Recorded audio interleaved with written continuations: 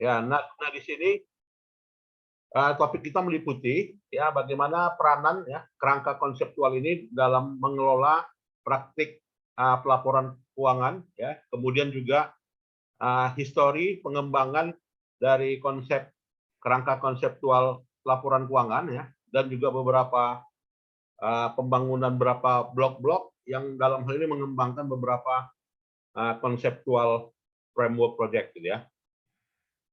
Dan kita lihat di sini yang namanya kerangka konsep ya. Apa dikatakan dengan kerangka konsep gitu ya. Jadi kerangka konsep itu adalah suatu coherent system gitu ya. Artinya kalau bicara namanya coherent itu adalah dalam sebuah sistem itu ada yang saling tarik menarik gitu ya. Itu namanya coherent.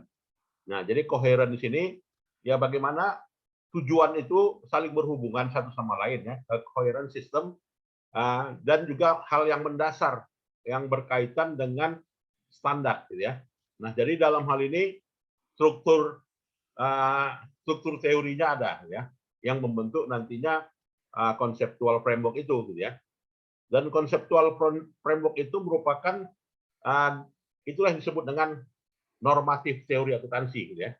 Jadi normatifnya teori akuntansi itu bersifat alami, kemudian juga bersifat mendukung fungsi tertentu, kemudian juga ada batasan tertentu ya terkait dengan pelaporan dan juga penyajian akuntansi keuangan. Ya. Nah, bicara kerangka konsep pelaporan dalam hal ini, yaitu dikembangkan yaitu secara logis, gitu ya, secara logis dan harus juga konsisten, gitu ya.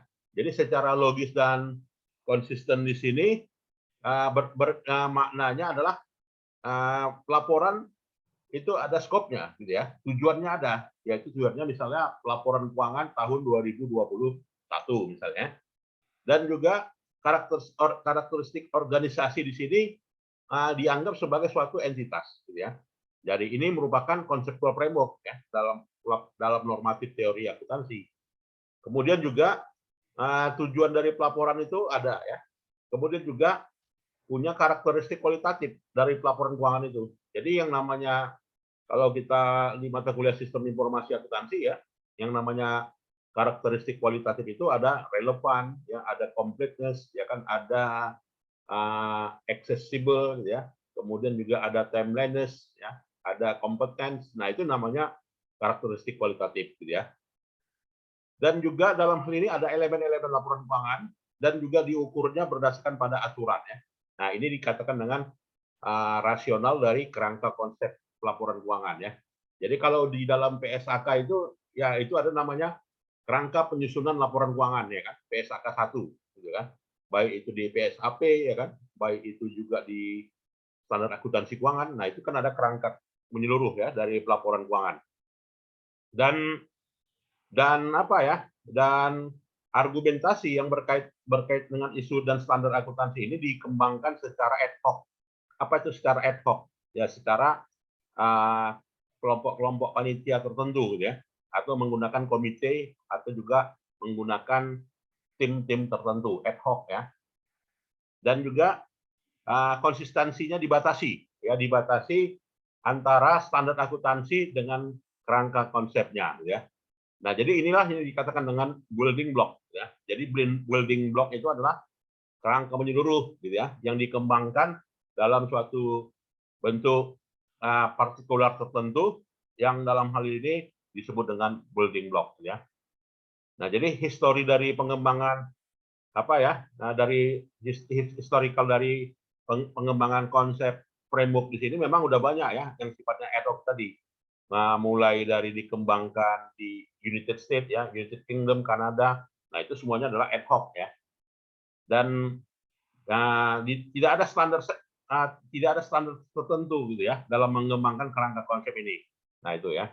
Dan juga terbatas ya progresnya dalam beberapa tahun. Nah, itu. Jadi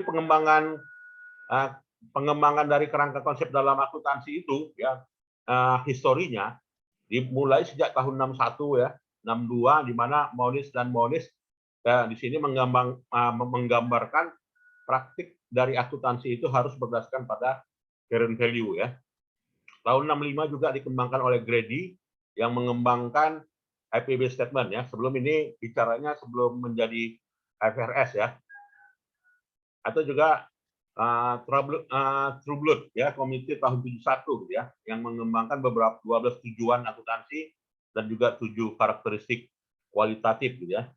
Tujuan pertama difokuskan pada kebutuhan informasi yang dalam hal ini penyajian informasi laporan keuangan ya kepada para user, dan tujuan kedua adalah yang berkaitan dengan kebutuhan atas penyajian informasi keuangan gitu ya. Tahun 74 juga ya. Tahun 74 ini evolusi dari kerangka akuntansi itu ya, lahirnya FASB gitu ya, digantikan oleh FASB, dan FASB membentuk namanya SFAC tahun 78 sampai tahun 1985 gitu ya. Ya, kemudian juga di Australia juga ya dikembangkan ya beberapa panitia-panitia ad hoc ya yang mengukur beberapa isu-isu tersebut gitu ya. Dan konseptual framework ini juga di Inggris juga tak bedanya ya dengan di Amerika atau juga dengan di Australia tadi. Nah, di sini menggambarkan ya aturan yang berkaitan dengan akses pelaporan keuangan dan juga hal-hal yang bersifat umum ya yang dapat diterima pada profesi akuntansi gitu ya. Tahun 91 juga ya dikembangkan oleh IASC, kemudian juga IASC melahirkan atau juga menyimpulkan ya suatu kerangka yang dapat disimpulkan secara umum di Amerika dan juga di Australia ya. Nah, jadi berkaitan dengan pengembang blok-blok yang dikembangkan dalam konseptual framework itu yang meliputi apa itu definisi pelaporan ya, entitas pelaporan itu apa. Nah, di sini mereka definisikan ya, dan mereka juga definisikan tujuan dari pelaporan keuangan itu apa gitu ya. Dan juga mereka sajikan ya terkait dengan orientasi pada user gitu ya. Jadi orientasi pada user dan juga karakteristik kualitatif juga mereka definisikan gitu ya. Dan juga beberapa elemen-elemen laporan keuangan juga didefinisikan pada pengembangan dari konseptual framework itu ya. Nah, jadi di sini definisi dari yang dikatakan reporting entity ya, menurut kerangka umum pelaporan keuangan didefinisikan sebagai dari tujuan laporan keuangan secara umum ya, atau GPFRS ya. Jadi menghasilkan laporan keuangan secara umum, dan GPFRS di sini menyatakan bahwasanya informasi yang dibutuhkan oleh user itu ya tidak dapat tidak dapat disajikan laporannya itu untuk memenuhi kebutuhan tertentu ya. Nah, jadi memang general purpose laporan keuangan itu ya apa adanya gitu kan. Jadi bukan berdasarkan pada orientasi pada user ya, atau juga berdasarkan pada kepuasan penggunanya ya, tapi memang di secara spesifik ya ditujukan ya apa adanya gitu ya. Jadi general purpose financial reporting di sini itu merupakan laporan gitu ya, yang dalam hal ini mengikuti standar ya, yang dulu namanya GAAP ya, sekarang kerangkanya adalah IFRS. Nah, itu. Dan tujuan khususnya dilaporkan yaitu kebutuhannya adalah kebutuhan akan informasi yang dibutuhkan apa saja, dan kepada user, grup, atau juga kepada kelompok ya. Nah, ini memang sekarang beberapa literatur juga menunjukkan laporan keuangan itu nggak lagi dibutuhkan ya. Itu ada beberapa artikel ya dari Harvard kemarin gitu kan yang menyatakan bahwasanya investor itu nggak butuh lagi laporan keuangan ya. Malah bukan informasi laporan keuangan lagi yang dibutuhkan, ada informasi yang lain. Nah, jadi ada yang menyatakan pendapat seperti itu. Boleh aja nanti kita bahas gitu ya buku tersebut ya. Ya, kemudian juga entitas di sini. Ya, entitas ini punya peranan ya terhadap general purpose ya, tujuan pelaporan keuangan. Ya. Jadi tidak semua entitas itu menyajikan pelaporan keuangan entitasnya. Ya. Dalam hal penyajian pelaporan keuangan secara umum di sini disajikan berorientasi pada user ya. Jadi informasi yang dibutuhkan pada user itu terdiri dari beberapa elemen dan user tidak dapat tidak dapat menentukan gitu ya, kebutuhan informasi apa yang dikatakan sehingga user itu bisa puas gitu ya atas penyajiannya. Ya. Nah, inilah secara tradisional ya. Secara tradisional tujuan dari pelaporan keuangan GPFRS ini ya, General Purpose Financial Reporting, ya dalam hal ini adalah dari sudut pandang teori stewardship. Ya. Jadi dari sudut stewardship di sini, bahwasanya laporan keuangan itu tujuan utamanya adalah kebutuhannya kepada user, gitu ya. Ya kepada user yang bisa menggambarkan ya keputusan yang berkaitan dengan keputusan ekonomi, gitu ya. Kira-kira apa yang dibutuhkan. Nah, itulah dikatakan dengan tujuan laporan keuangan itu secara umum, yaitu berdasarkan pada pendekatan teori steward, ya, teori stewardship, gitu ya. Jadi kalau dia teori stewardship itu goal of financial reporting itu adalah economic decision making, gitu ya. Ya mungkin ada yang mau kita diskusikan di sini, silakan. Ya, nanti ada videonya ya yang saya share dan nantinya di saya berikan nanti ya kepada komtingnya.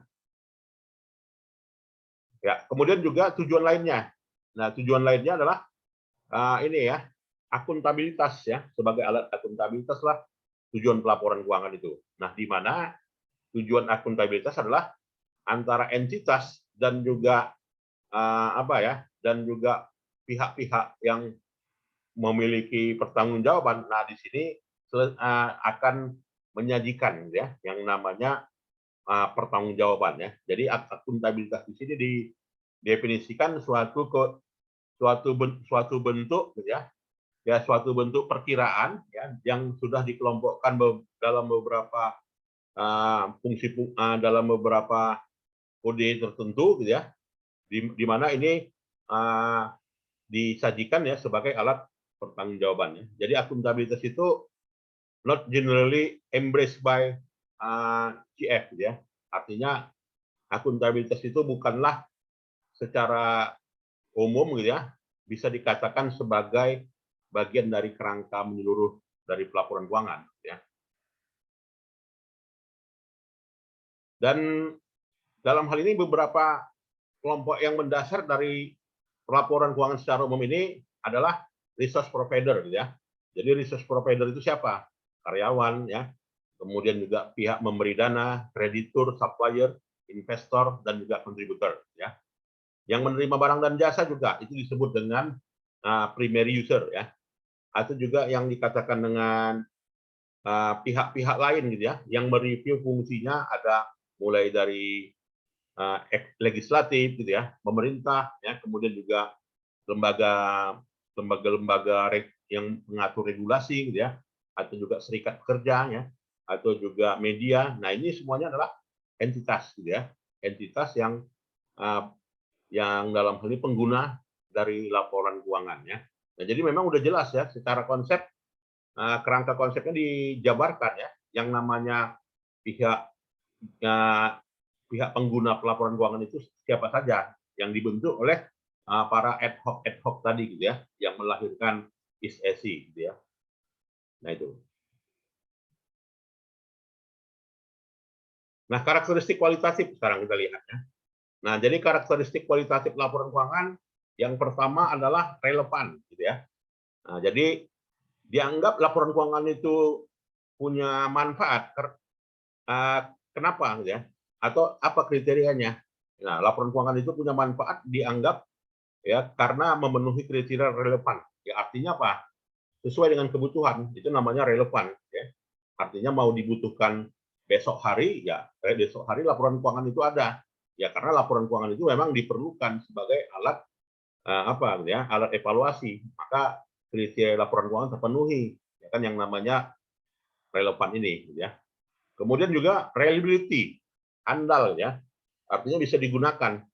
Ya, kalau laporan keuangan tidak bisa digunakan maka tidak terpenuhi syarat kualitatifnya yang bernama keandalannya ya, reliability-nya. Dan juga berhubungan dengan materiality. Nah, itu juga ingat ya, relevan, reliability, materiality, ya, comparability, informity, konsistensi, and timeliness. Nah, itu dikatakan dengan syarat laporan keuangan. Timeliness itu disajikan tepat waktu, ya. Konsisten itu disajikan secara konsisten. Kemudian uniformity, ada bentuknya. Ya, kemudian juga comparability, ada perbandingannya. Maka penyajian laporan keuangan itu selalu ada tahun bandingnya, ya. Penyajian laporan keuangan 2021 bandingannya 2020, gitu ya. Nah, itu terpenuhilah syarat yang namanya comparability. Atau juga berhubungan dengan relevan tadi, itu berhubungan dengan materiality, ya. Artinya apa ya? Prinsip relevansi berhubungan dengan prinsip materialitas. Nah, ini bisa dilihat ya bahannya ya. Ya, mungkin ada yang mau kita apakan? Didiskusikan, silakan. Nah, juga dalam hal ini ya, kita lihat kerangka menyeluruh dari pelaporan keuangan itu aset ya. Nah, itu ya, liability, equity, expense, and revenue ya. 5 elemen ya yang dilaporkan. Nah, ini definisi aset mungkin udah tahu semuanya ya, apa itu aset ya. Mungkin udah nggak perlu lagi kita apakan ya, kita bahas pengakuan aset atau apa gitu ya. Nah, ini bahannya nanti saya share ya sama jadi ya. Baiklah, saya kira ada lagi yang mau kita diskusikan. Ya, nanti kita apanya ya, berdasarkan ujian akhirnya nanti kita menggunakan sistem paper gitu ya. Jadi yang dikuliahkan dituangkan dalam bentuk tulisan ya, hubungannya ya. Jadi nanti bahannya ini saya share ya. Baiklah, kalau tidak ada, saya kira itu saja ya sore hari ini perkuliahan kita, dan kita lanjutkan di minggu berikutnya ya.